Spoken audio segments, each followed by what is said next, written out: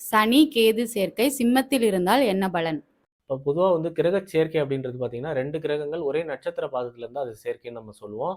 இப்போ சிம்மத்தில் இருக்கும்போது பார்த்தீங்கன்னா கலை இந்த மாதிரியான ஆர்வங்கள் உடையவராக இருப்பார். கிரிமினல் சிந்தனை உள்ள கதை, சினிமா இந்த மாதிரி இதில் ஈடுபாடு பண்ணுவார். ஒரு ஸ்லோ மந்த புத்தி உடையவராக இருக்கக்கூடிய அமைப்புகள் உண்டு. இதே மாதிரி கன்னியா லக்னத்துக்கு 12ஆம் வீடா வர்றதுனால சினிமான்னு சுற்றி அது மூலமா இழப்பீடுகளை சந்திக்கக்கூடிய அமைப்புகள் உண்டு. துலா லக்னத்திற்கு 11ஆம் வீடா இருக்கிறதுனால இவர் விருப்பப்படியான பசங்க மூலமாவோ இல்லை ஆன்மீக வழியிலேயோ இவருக்கு விருப்பங்கள் நிறைவேறதுல தாமதப்படக்கூடிய அமைப்போ, நண்பர்கள் கிரிமினல் புத்தி உள்ள நண்பர்களாகவோ, ரொம்ப விளையாட்டுத்தனமா இவரை மென்டலி டிஸ்டர்ப் பண்ற நண்பர்களாகவோ அமையக்கூடிய அமைப்புகள் உண்டு. விருச்சிக லக்னத்திற்கு 10ஆம் வீடா இருக்கிறதுனால கலை சார்ந்த விஷயங்களையோ இல்லை சினிமாலேயோ இவர் நிறைய இன்வெஸ்ட்மெண்ட் பண்ணி மாந்திரிகம் இந்த மாதிரியான கதைகள், பேய் கதைகள் எடுத்து அது மூலமா சம்பாதிக்கக்கூடிய அமைப்புகள் உண்டு. தனுசு லக்னத்திற்கு பார்த்தீங்கன்னா 9ஆம் வீடா இருக்கிறதுனால ஆன்மீக வழியில இந்த மாந்திரீகம் இந்த மாதிரி கிராம காவல் தெய்வங்கள் இந்த மாதிரியான விஷயங்களை கட்டுறது இந்த மாதிரியான நெகட்டிவான விஷயங்கள்ல இன்வால்மெண்ட் ஆவார். கிரிமினல் புத்தி உள்ள தந்தையாவோ இவர் நம்பிக்கையிலும் கிரிமினல் புத்தி உள்ளவராக இருப்பார். கடவுள் மீது அந்த கடவுளோட சக்திகளை இவர் பரிசோதித்து பார்த்து அதை தனக்கு சாதகமாக பயன்படுத்தக்கூடிய அமைப்பு உள்ளவராக இருப்பார்.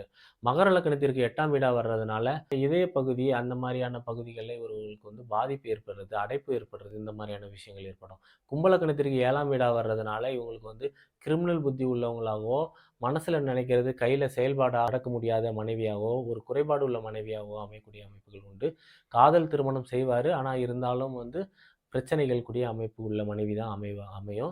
மீன லக்னத்திற்கு 6ஆம் வீடா அமையறதுனால அவருக்கு இதய பகுதிகளில் நோய் வர்றதோ இந்த மாதிரியான பிரச்சனைகள் வரக்கூடிய அமைப்புகள் உண்டு.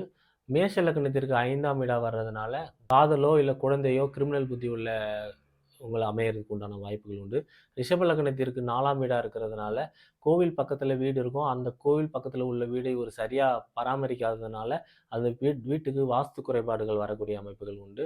மிதுன லக்னத்திற்கு 3ஆம் வீடா இருக்கிறதுனால இவர் இந்த நெகட்டிவான விஷயங்கள் எல்லாம் எக்ஸ்போஸ் பண்ணி அதை ஒரு கதையாக ரெடி பண்ணக்கூடிய அமைப்பு, அதை தகவலை பரிமாறக்கூடிய அமைப்பு, திருட்டுத்தனமாக தகவலை திருடக்கூடிய அமைப்பு. கடக லக்னத்திற்கு 2ஆம் வீடா இருக்கிறதுனால இவர் பண விஷயங்களில் கலை சார்ந்த விஷயங்களில் பணத்தை ஏமாற்றக்கூடிய அமைப்பு அந்த மாதிரியான அமைப்புகள் உண்டு. இந்த மாதிரி 12 விதமான லக்னங்களுக்கும் 12 விதமான பலன்கள் கொடுக்கும் இந்த சனி கேது சேர்க்கை ஒரு வீட்டில் இருந்தாலே. ஸோ என்னோட வீடியோ தொடர்ச்சியாக பாருங்கள், ஷேர் பண்ணுங்கள், சப்ஸ்கிரைப் பண்ணுங்கள். நன்றி, வணக்கம்.